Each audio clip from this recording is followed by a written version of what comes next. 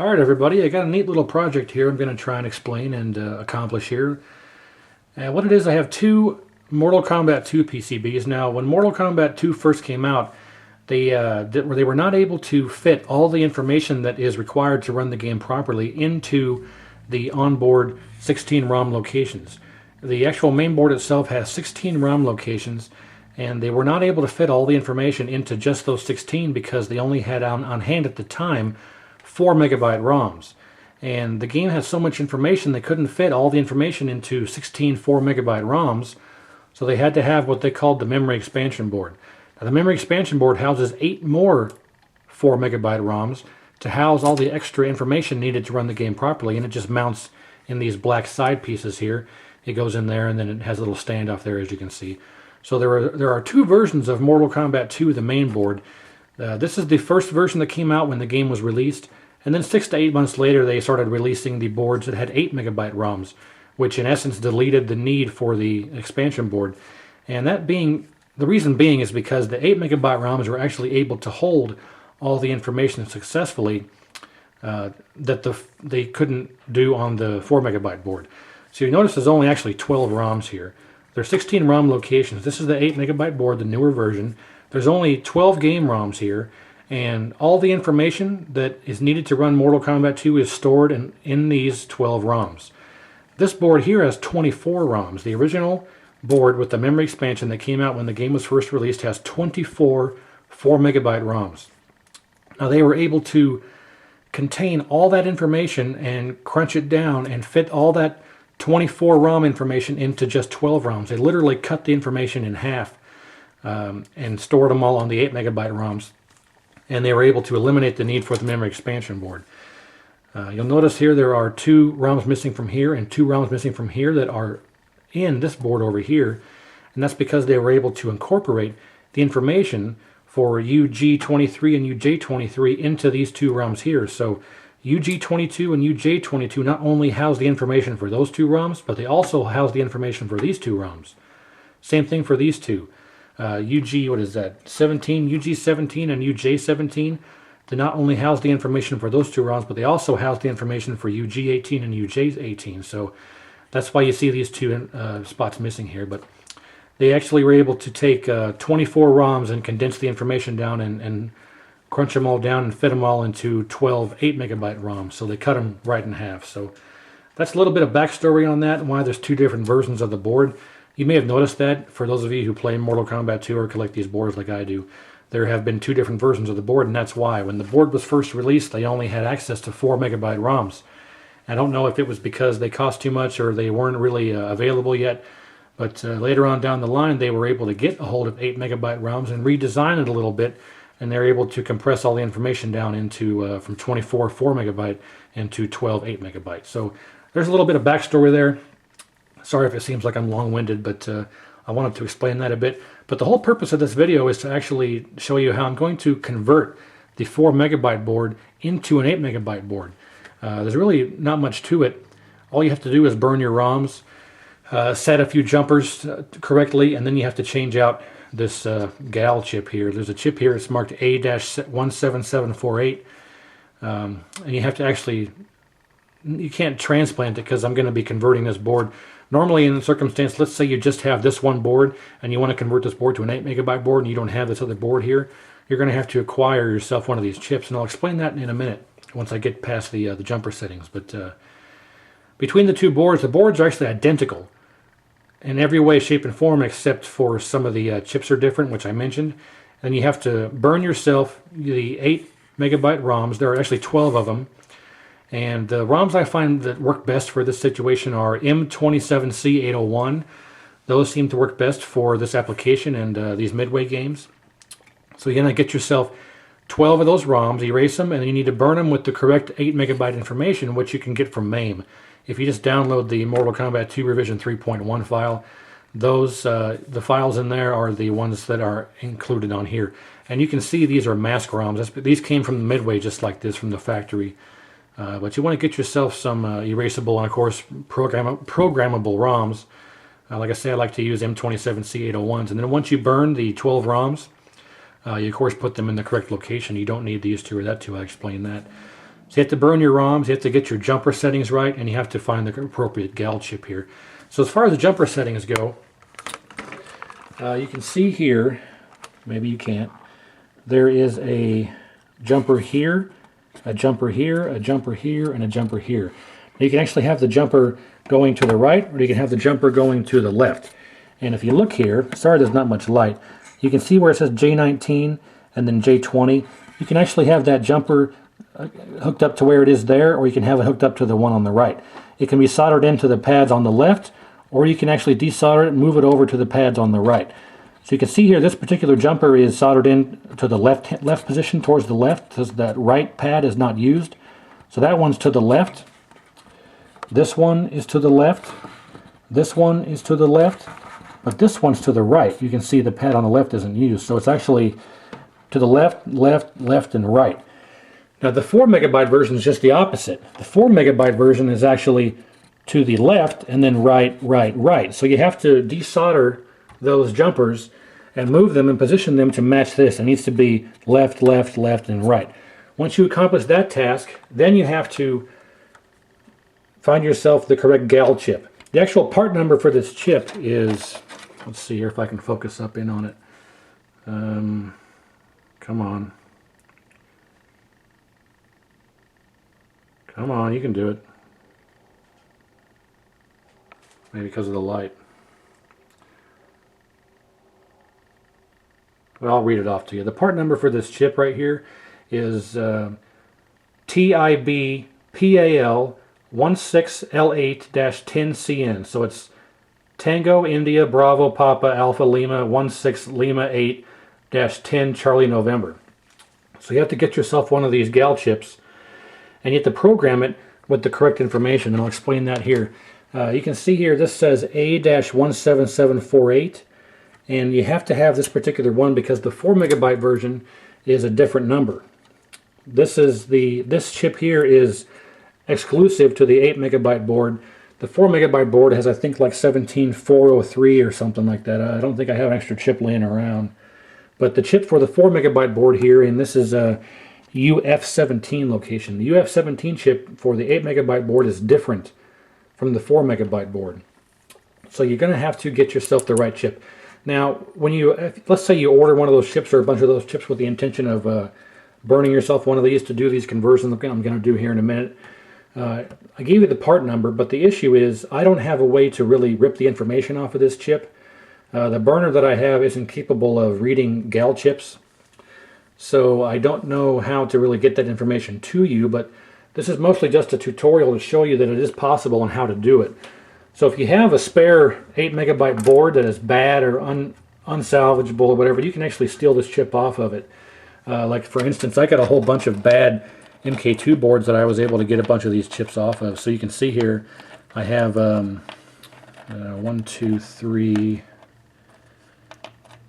I got 4 of these chips.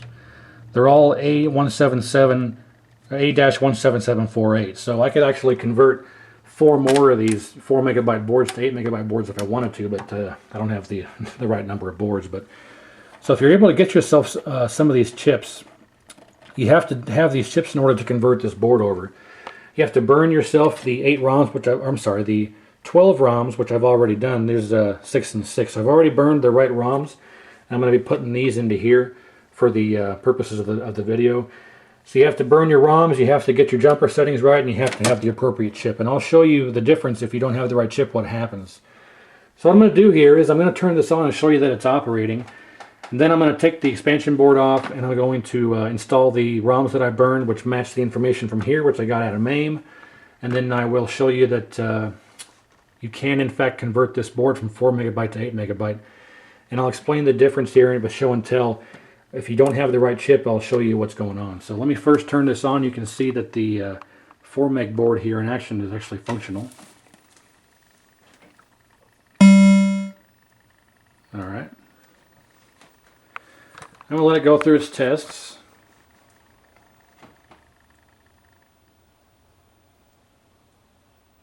Just so you can see all the ROMs are good. And I'll give it some coins and start it around, and you can see it in operation.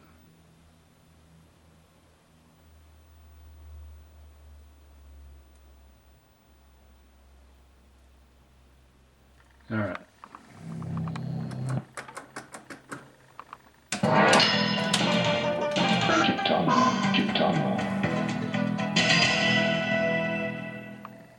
Round one, fight. All right, so you can see it's running. I'll turn this off.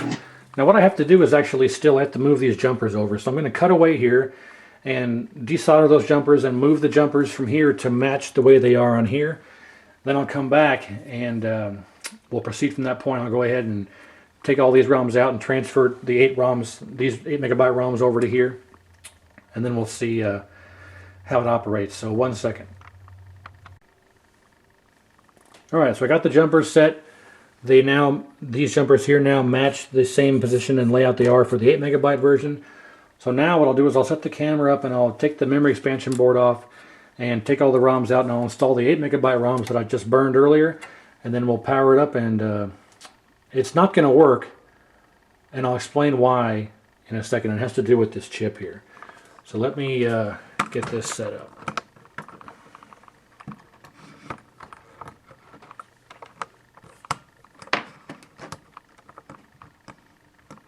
Alright. So first things first, we will remove the expansion board. Alright. Back on. I will take this off of here, which may be easier said than done.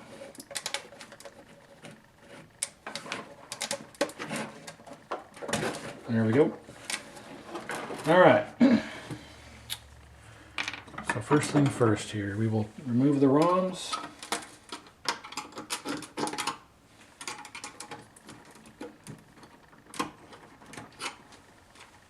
Let me disconnect this here. Alright, there we go. Set this aside. Alright.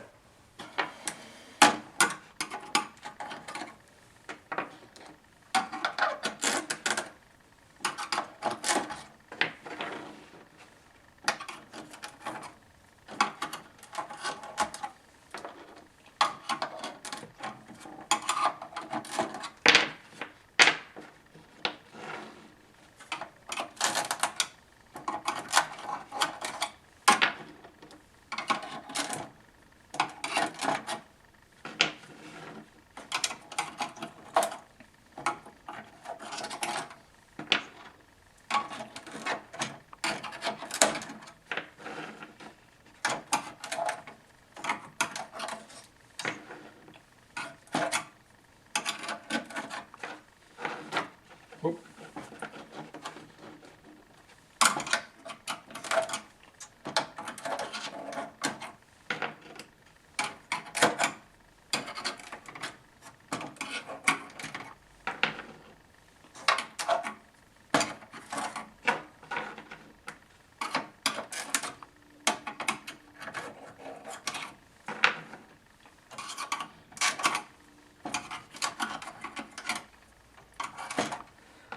Alright, so we've got our ROMs removed.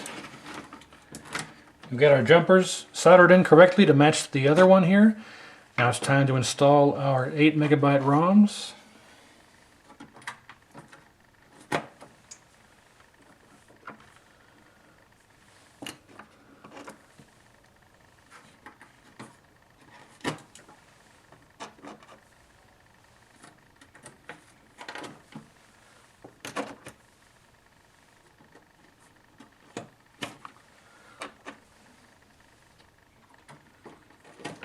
And just like the factory one here, there's no locations for UG18 and UJ17, or no ROMs to go in those locations, I should say.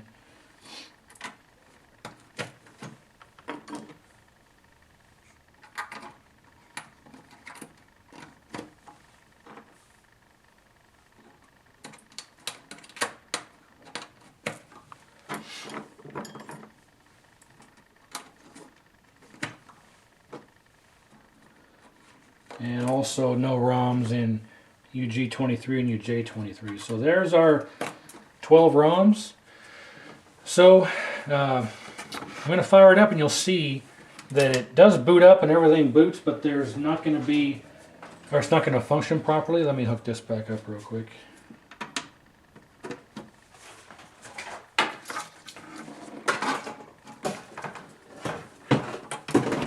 Alright, so check this out. Let me fire this up.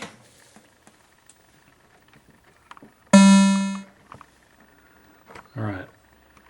Now you're going to see a number of these come up red.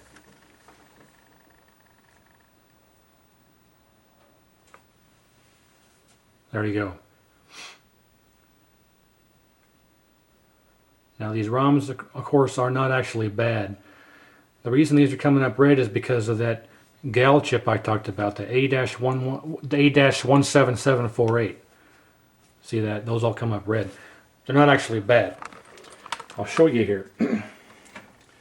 What we have to do now is I will remove this chip here. Well, easier said than done. There we go.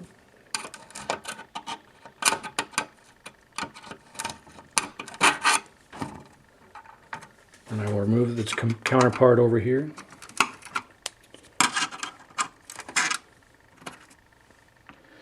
And we'll put this one in here. Now all those red ROMs will be green.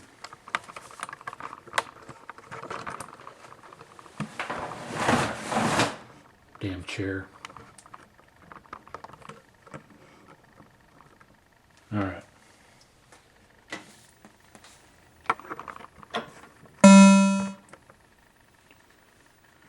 Now they'll all be green.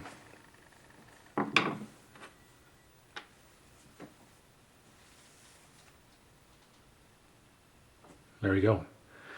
So there's three things you have to do. You have to do your jumpers correctly for the 8 megabyte layout. You have to burn your 12 ROMs correctly with the correct 8 megabyte information. And you have to get yourself the correct gal chip for that location for its UF17.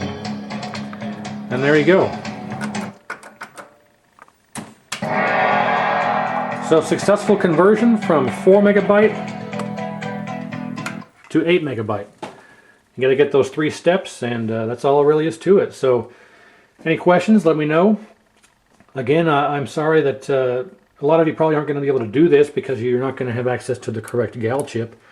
But if you do, and you can get one, then it is possible to convert it. That was the whole point of this video, was just to show you that it is possible to convert a 4 megabyte original first edition board to an 8 megabyte later edition board. So it is possible. I just did it, and that's how it works. So if you have any questions, let me know, and thanks for watching.